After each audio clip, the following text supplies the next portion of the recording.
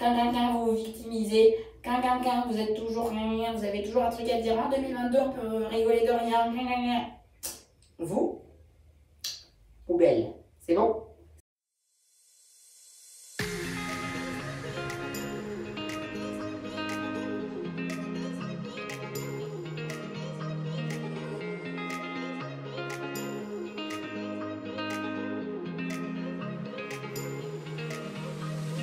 Hello, welcome back to my channel. J'espère que tout le monde va bien, que vous avez passé un bon week-end enneigé. Le jour où je tourne cette vidéo, nous sommes le vendredi 1er avril, et non, ce n'est pas une blague, il neige en France. Voilà. C'est d'ailleurs pour ça que je suis habillée absolument chaudement, parce que je me les gèle. Cette pièce, elle est géniale, mais il fait super froid. Voilà, c'est vraiment l'info personnelle, je vous le dis. Donc j'ai dû changer de décor parce que cette chose est en train de me lâcher littéralement, donc là je filme avec l'iPad, j'espère que le son sera bon, que la qualité sera pas trop mauvaise, mais clairement on ne peut pas faire pire qu'avec mon téléphone. Deuxième chose que je dois vous dire, si vous ne me suivez pas sur Instagram, faites-le, parce que j'ai commencé à faire des vlogs très courts, mais on commence, ok? Sachant que là il y a des petites choses qui arrivent, je tourne des choses sympathiques, voilà, je vais pas vous spoil, mais suivez-moi sur Instagram. Et en même temps, si vous vous plaignez de ne pas me voir toutes les semaines sur YouTube, suivez-moi sur TikTok. Tous les 2-3 jours max, pareil, des fois je suis pas là, mais vous allez avoir une vidéo de ma jolie tête. En ce moment, je suis sur la série La face cachée 2 par rapport à une personnalité. Allez voir, c'est hyper intéressant, ça suscite plein de débats, un peu comme cette chaîne. Donc j'adore. Donc suivez-moi sur tous les réseaux, ils sont dans ma barre d'infos, je vais les remettre à l'écran, ils sont en début, enfin bref, ils sont partout. Vous pouvez pas respirer, être sur ma chaîne sans trouver mes réseaux. Donc, pas d'excuses. J'espère que vous avez un petit plaid, un thé, because we're gonna spill the tea, ok?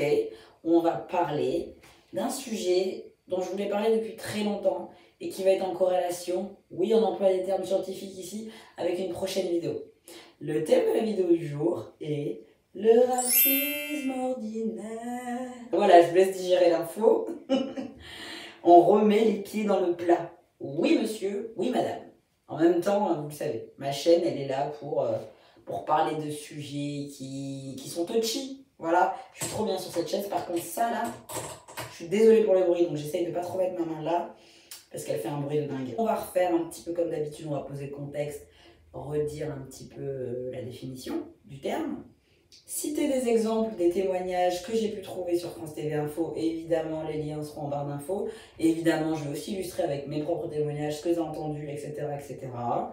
Et au niveau de la troisième partie de la vidéo, on va être sur des questions ouvertes, des tips pour essayer de ne pas se retrouver dans ce type de situation, comment désamorcer, comment essayer d'expliquer, d'éduquer, enfin voilà, tout ce que vous savez déjà en général, donc la partie un peu plus éducative. First in first. Selon Wikipédia, enfin le Wiktionnaire, le racisme ordinaire est un ensemble de discriminations raciales répétées qui peuvent sembler anodines à ceux qui en sont les auteurs.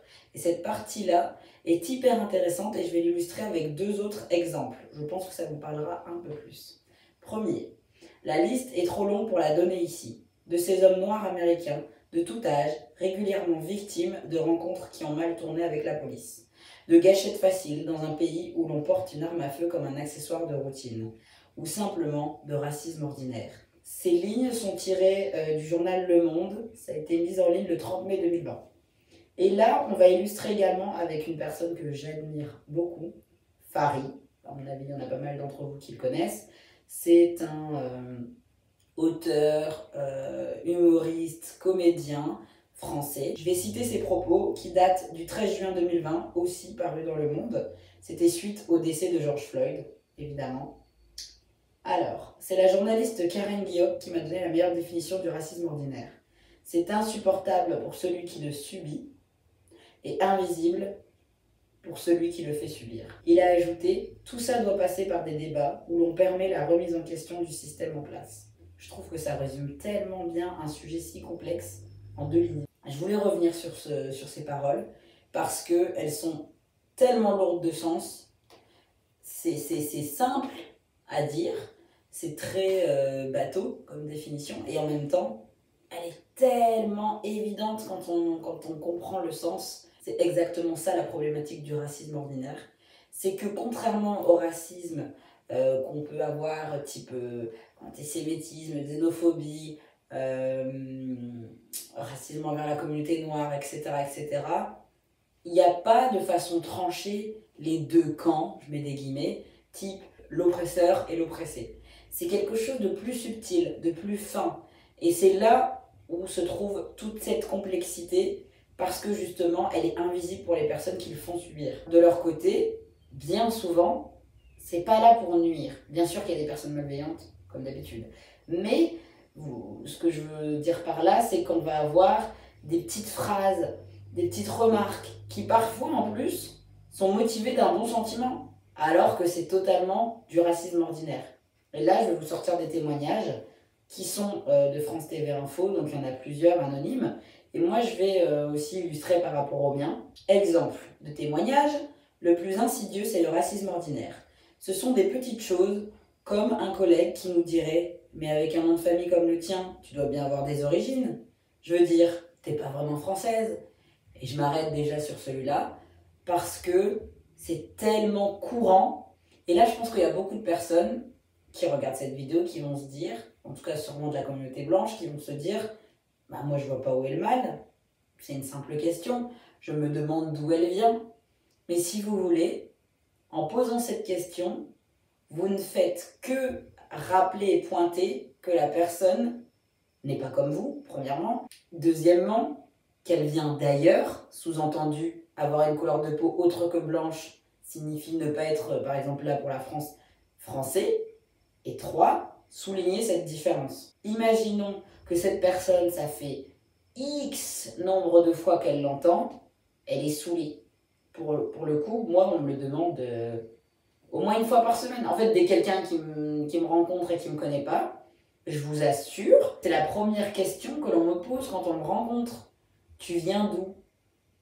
Donc moi, plein de fois, je fais des vannes là-dessus. J'essaye de faire comprendre que... Mais c'est pas évident, parce que justement, c'est tellement ancré depuis des années, c'est tellement banalisé et tellement dans le fil d'une conversation, mais classique, hein, je veux dire, dans tous les boulots que j'ai fait, les 5 premières minutes où quelqu'un me rencontre, vous pouvez être sûr qu'il va y avoir une question sur mes origines. Alors que moi, je le sais pertinemment, je pense, à 99% si je ne me trompe pas, que je n'ai jamais demandé l'origine de quelqu'un. J'en suis même sûre, c'est pas je pense. Je laisse 1% au cas où je me trompe. Peut-être parce que je le vis et que je sais que c'est pas une sensation qui est forcément agréable quand c'est répété, répété, répété.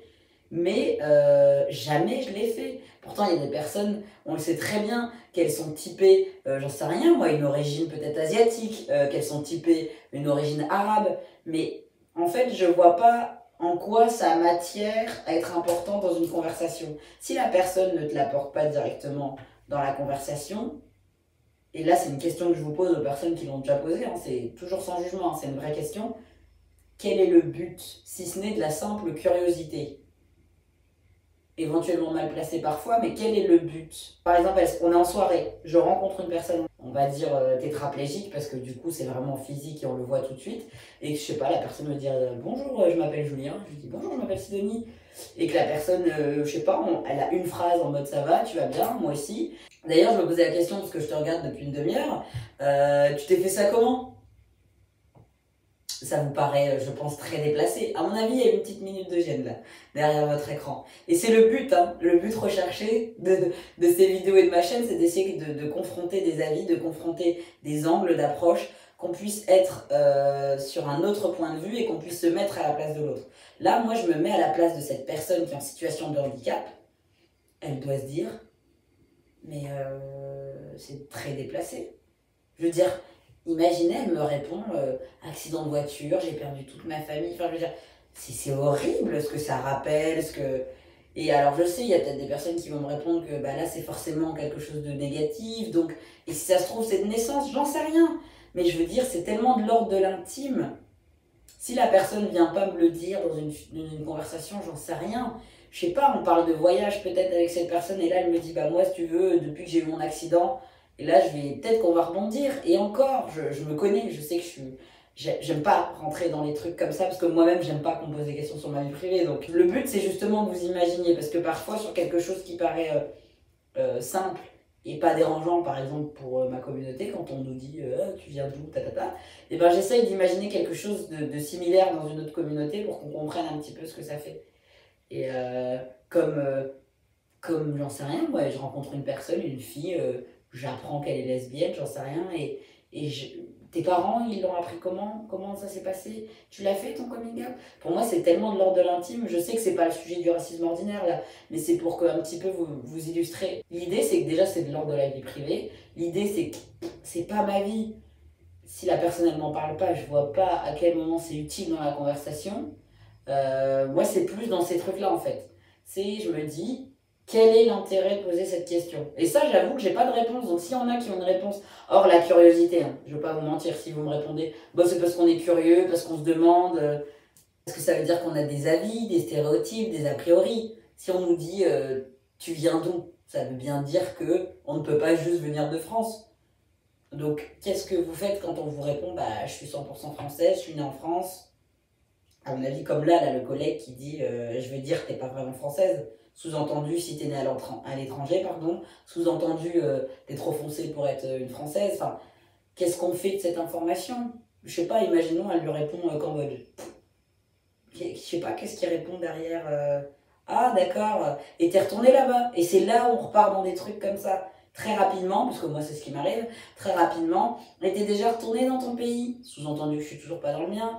Et tu comptes y retourner, ça te fait pas bizarre, t'aurais aimé vivre là-bas ou ici? Enfin, on rentre dans des trucs, et je sais que les gens ne le voient pas mal, mais c'est aussi un message que je vous passe, c'est de l'ordre de l'intime, on se retrouve à, entre guillemets, être obligé de vous raconter notre vie, un peu comme lorsqu'une personne nous demande, parce que moi j'en ai pas mal, des tatouages, c'est un choix de faire des tatouages, donc je le sais que je m'apprête à avoir des questions sur les origines, et quand bien même si je vous dis, j'ai pas envie de vous raconter la signification, pour moi on doit le respecter, mais je peux comprendre qu'on pose des questions, parce que c'est un choix que j'ai fait de décorer mon corps. Mais moi, ma couleur de peau, c'est pas mon choix. Ton nom de famille, ton zozotement, ton handicap, ton orientation, ce n'est pas un choix. Donc, le fait de poser des questions dessus, c'est mettre en valeur le fait que c'est pas la norme. Je mets toujours des guillemets, parce que qu'est-ce que la norme, hein, on s'entend. J'espère que vous me voyez toujours, parce qu'il fait très sombre là. Je suis à ça d'allumer la lumière. Voilà pour ce premier témoignage. Il va falloir que je parle un petit peu moins parce qu'on va pas s'en sortir. On va continuer dans les témoignages, mais c'est pour bien illustrer et que vous compreniez dans quel mode j'essaye de vous amener. En tout cas, dans quel mode, pas de pensée, mais de réflexion et quel angle d'approche. Le but, je le répète, c'est pas du jugement, c'est pas du boycott, c'est pas de me sentir supérieure ou d'avoir raison ou vous tort, pas du tout. Moi, je suis toujours dans une réflexion, en lisant des témoignages. Moi-même, j'ai mis énormément de temps, par exemple, à intégrer que je subissais du racisme ordinaire. Le racisme, non, ça je l'ai très vite compris, hein. Je suis noire, je suis dans un pays blanc. Voilà, ça c'est clair. C'est des petites choses comme ça où je me suis dit, ah mais en fait, ça tu le vis. Tu te rends compte que tu es aussi confronté. Et donc moi-même, ça me fait réfléchir sur ma condition et sur ce que je vis. Donc j'espère que vous n'allez pas mal le prendre, mais en général, non, vous comprenez mon message, mais je préfère toujours le redire.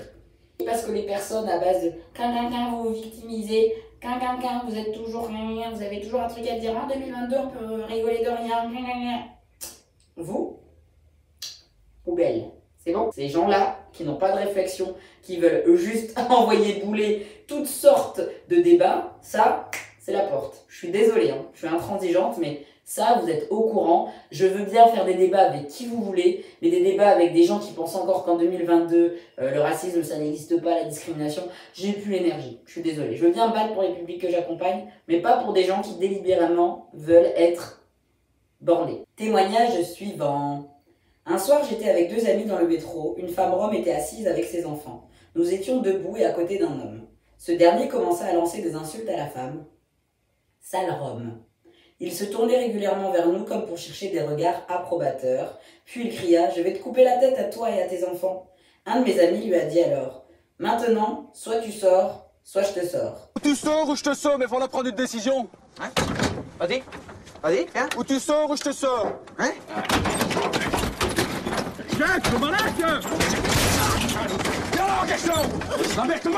Ceux qui ont la rêve, cœur sur vous. L'homme lui répondit sur un ton surpris. « Mais on s'en fout, c'est une Rome. » Mon ami insista et l'homme descendit à la station suivante. J'ai appris ensuite que mon ami était intervenu parce qu'il avait vu que l'homme avait sorti un couteau de sa poche. Je trouvais important ce témoignage parce que c'est intégré dans la société qu'on peut plus taper sur les Noirs, les Arabes, les personnes en situation de handicap, et c'est très bien. Les femmes pour les misogynes, c'est très très bien. Par contre, je connais encore beaucoup d'humoristes qui font des grands sketchs avec des millions de vues, hein. Ça met des cachets, hein. Et ça passe à des Montreux Comedy Club, à des Jamel Comedy Club, à des, comment on appelle ça, je sais pas moi, les gros trucs quoi. Ça passe sur des gros trucs et même leur spectacle pour dire je vais imiter un Rome qui est au feu rouge, je vais faire une bataille avec un Rome qui a un membre en moins, et puis eux ils viennent de la Roumanie et pas de la Roumanie. Bref, je vais même pas vous mettre les liens en barre d'infos parce que je ne veux pas donner de crédit à ce type d'individu. Mais ce qui m'outre et ce qui me choque encore, enfin choqué, non, on connaît l'état de ce pays, mais ce qui me désole, c'est qu'on arrive enfin un petit peu à éveiller les consciences sur des causes, sur toutes les causes en fait. Mais là, en fait, c'est comme si les Noirs, on a compris qu'on pouvait plus nous taper dessus, les Arabes non plus, enfin je veux dire toutes les communautés. Par contre, on est tous d'accord pour se mettre ensemble, rigoler dans une salle de la communauté des Roms. En fait, l'humour, avec des guillemets, parce que pour moi, rigoler de quelqu'un, c'est pas de l'humour. Rigoler avec quelqu'un, c'est de l'humour. Sidonie 2022. N'hésitez pas, hein, je vais vous envoyer des tracts avec mon programme présidentiel.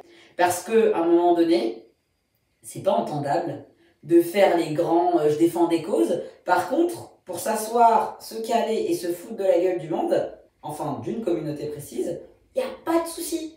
Vous les entendez là, les SOS racisme et compagnie, pour dire que ce peuple il se fait lyncher jour et nuit?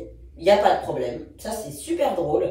Et puis, on fait des blagues sur le mec qui essaye de nettoyer ton pare-brise. Et puis, on fait des blagues sur les enfants qui sont des pickpockets. Et on fait des blagues sur la mère qui n'est pas vraiment enceinte. Et on fait des blagues sur le fait que, soi-disant, ils ont tous des Porsche et ils ont une baraque à 40 000. Enfin bref, j'ai pas envie de rentrer là-dedans. Et j'ai pas non plus, encore une fois, envie d'avoir Jean-Michel frustré qui vote quasiment au niveau de la Russie, tellement c'est à droite, parce qu'il n'est pas d'accord sur le fait qu'il y ait trop d'étrangers sur le sol français. Bref, je suis pas dans un débat politique. Tout ce que je dis, c'est que ça revient au même système de discrimination que lorsque je parlais des Noirs en Ukraine.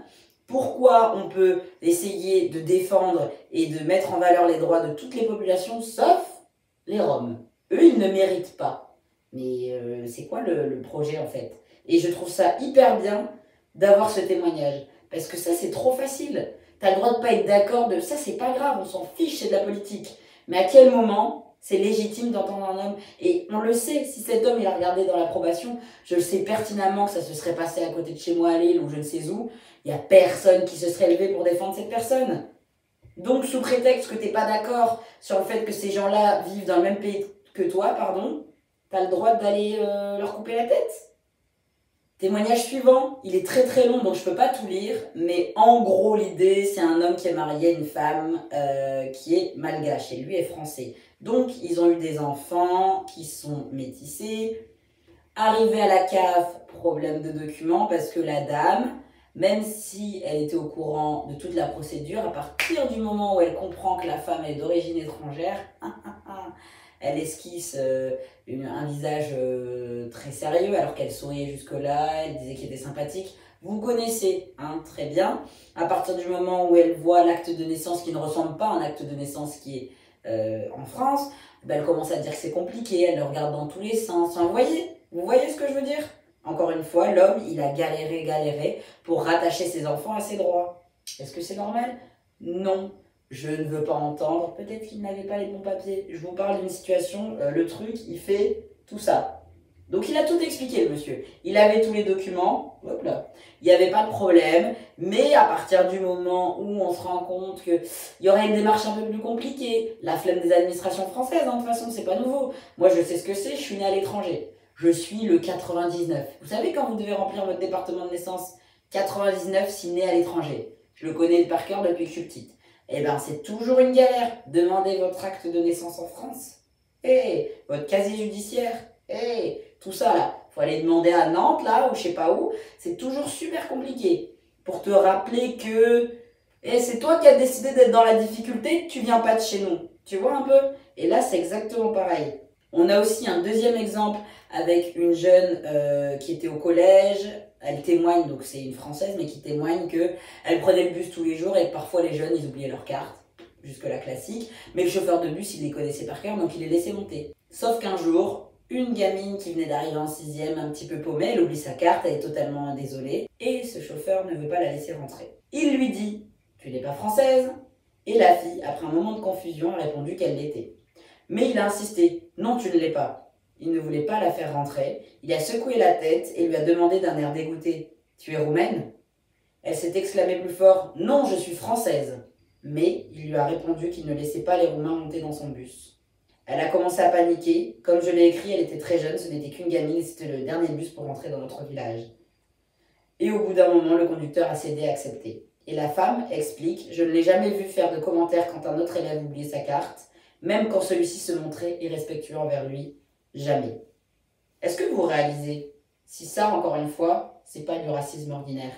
Et il y a un sujet où j'ai envie de vous amener dessus, mais pas trop, parce que ça va être dans le sujet principal de la discrimination positive. Parce que ça, je vous le dis, la vidéo, ça a pété. Vous savez pourquoi? Parce que l'exemple... Mais j'aurais dit. L'exemple typique du racisme ordinaire, c'est lorsque vous avez cette personne d'origine étrangère, dite exotique, qui est dans une entreprise, qui est dans une école, qui est l'autre, vous voyez? Et qu'on a accepté parce qu'il faut des 1% et des quotas de personnes d'origine étrangère, mais pas du tout accompagné, pas du tout respecté, tout simplement, c'est juste l'autre. Et il y a plein de témoignages qui expliquent que si t'es là, c'est parce que tu fais partie des quotas, c'est parce que t'es de la discrimination positive. Donc je vais pas trop m'étaler sur le sujet, et c'est pareil pour les entretiens d'embauche, évidemment. Pour ma part, je suis totalement concernée parce que sur mon CV, déjà, il n'y a pas ma photo. Attendez, devinez pourquoi. Le racisme à l'embauche. Ah, pardon. La discrimination à l'embauche. C'est ignoble aux oreilles. Je vais être insupportable au montage. En tout cas, au niveau des CV, vous avez que mon nom et mon prénom. Mon prénom étant Sidonie, ce n'est pas du tout un prénom à connotation étrangère. Vous voyez, évidemment, on ne s'attend pas à voir ma tête. Et mon nom de famille, la connotation flamande. Donc la Belgique à la limite. À aucun moment vous imaginez une fille avec ma tête. Donc quand j'arrive et qu'on me dit Sidonie tatata ou Madame tatata et que je suis là, c'est moi. Et ils sont là. Non, non, mais j'ai demandé madame. Ouais, non, mais c'est moi. Ou quand j'arrive dans le bureau, par exemple, de la chef de service et qu'elle n'est pas au courant, que c'est pas elle qui est venue me chercher et qu'elle est en mode. Et ça se voit dans le regard, le. Ah! C'est vous? Donc, pareil, il faut arrêter de nous faire croire que, soi-disant, c'est une impression. On le sait. Il y a des choses qui se ressentent. Tu le sais quand t'es pas le bienvenu. Et ben, tu le sais quand la personne, elle a tiqué sur ta tête. Ok? C'est pareil. Si en 2022, il y a bien des prénoms qui sont mixtes, et ben il peut y avoir des Sidonies qui sont noires. Ça va aller, vous allez digérer la nouvelle. Mais je le sais que je suis un peu plus avantagée parce que mon nom et mon prénom n'ont pas de connotation. Je sais pas si vous vous rendez compte. Une fille qui va s'appeler Samia, une fille qui va s'appeler Rachida, ils vont dire « Ah, c'est une arabe ». Qu'ils le veuillent ou non, ils vont le dire, ils vont le penser dans leur tête. Ils, c'est les personnes qui sont dans ce schéma de pensée. Je précise. Vous allez avoir tout ce système de vous venez d'où, vous pareil. On a dit des exemples qui ne sont pas négatifs à la base. Combien de fois, et il y en avait aussi dans les témoignages, des personnes qui disent « Oh, mais vous parlez vachement bien, vous n'avez pas d'accent », sous prétexte que si on a vécu à l'étranger, on ne peut pas parler correctement une autre langue. Mais le besoin de dire « Vous parlez bien », etc., c'est encore une fois une connotation « Vous venez pas d'ici ». Et là, ça me permet d'enchaîner sur la troisième partie. Si tu as envie de valoriser quelqu'un qui parle, selon toi, très correctement, eh ben, tu peux le dire comme ça. T'as pas besoin de répéter, vous parlez bien, pour, à partir du moment où il y a le pour, vous le connaissez. Le pour, le, t'es belle pour une noire, t'es belle pour une grosse, t'es belle pour une lesbienne, t'es belle pour une personne handicapée. C'est bon, on a compris. Alors que dire, vous parlez bien, vous vous exprimez correctement, ou si c'est quelqu'un que vous connaissez, t'as super bien progressé, tu parles de mieux en mieux, c'est suffisant. Vous voyez ce que je veux dire? Est-ce qu'il y a besoin de préciser que la personne, elle est une femme, la personne, elle est noire, elle est au courant? C'est comme lorsque je vois des articles oui, tatatin, et je veux pas trop dériver parce qu'on va arriver dans la discrimination positive et j'ai plein d'idées par rapport à cette vidéo. Quand on dit tatatin est la première femme noire à tatatatata, est-ce qu'on peut pas juste dire tatatin est la première à et on dit ce qu'elle a fait? Est-ce qu'on a besoin de préciser que c'est une femme? Elle est au courant, on le voit. Est-ce qu'on a besoin de préciser qu'elle est noire? Elle est au courant, on le voit. Encore une fois, on met en valeur, c'est la première pour une noire. Enfin, vous voyez ce que je veux dire? Quand c'est d'autres disciplines, est-ce que vous l'entendez même? Parlons français ici. Hein. Est-ce que vous avez déjà entendu Laure Manodou est la première femme blanche française à avoir gagné la médaille d'or au 100 mètres? Vous voyez ce que je veux dire? Jamais. Camille Lacour est le premier homme blanc nanana à avoir gagné. Par contre, Serena Williams est la première femme noire à gagner le tatata championnat Roland Garros. Vous voyez ce que je veux dire?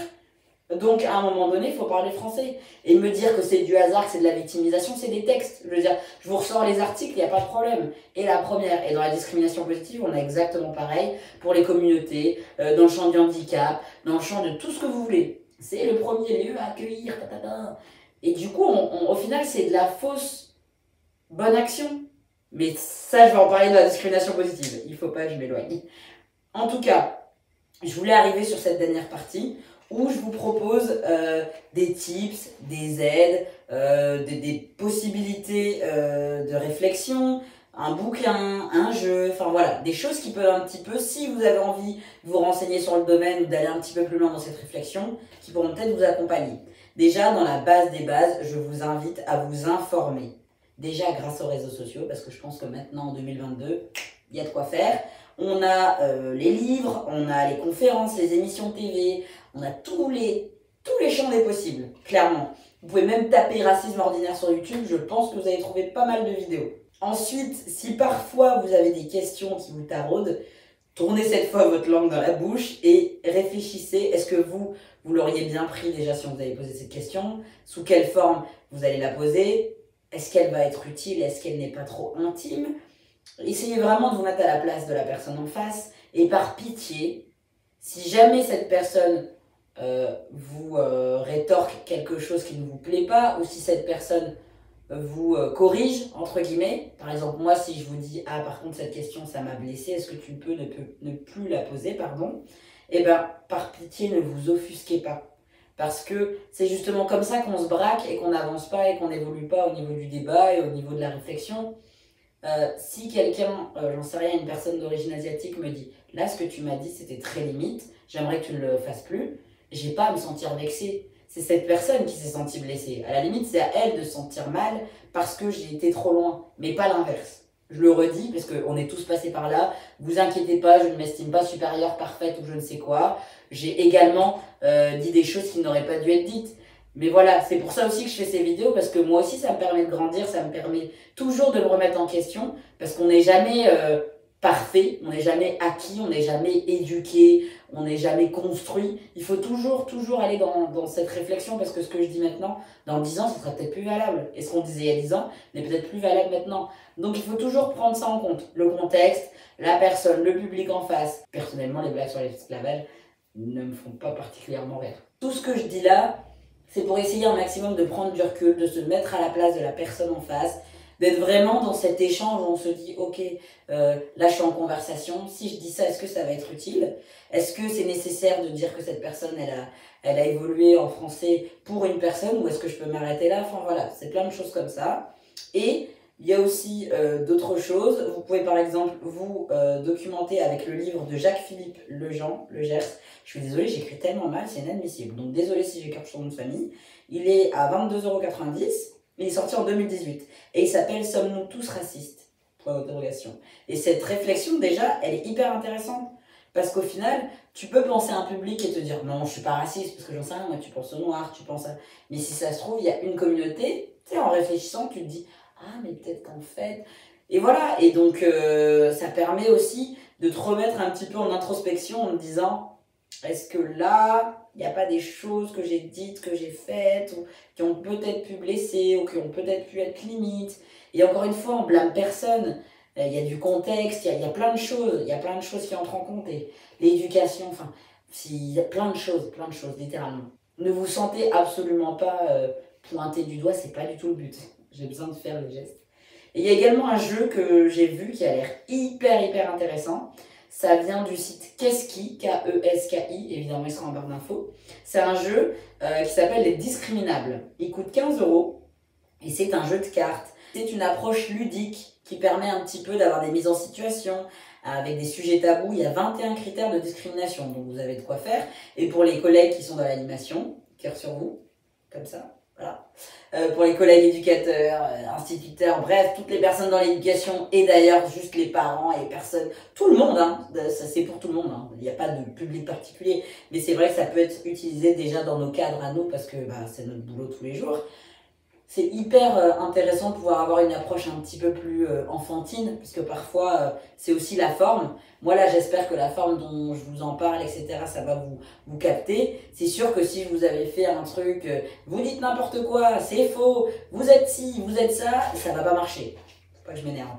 Il faut être dans de la bienveillance, ça sert à rien d'arriver et de pointer des trucs.